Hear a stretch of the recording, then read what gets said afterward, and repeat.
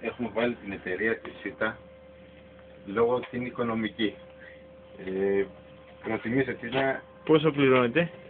Τίποτα, τώρα ας έρθει σχεδόν τζάμπα, δηλαδή δεν έρχεται το μήνα ούτε 12 ευρώ αυτή η συγκεκριμένη ΣΥΤΑ. Του κόβεις απ' έξω, από πού? Από πού την αγοράζεις? Αυτή τη ΣΥΤΑ την αγοράζουμε και από τη Μελωδία.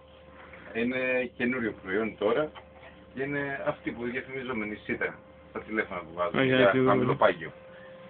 Κοιτάξτε με λίγο. Κάνει και για άλλη χρήση?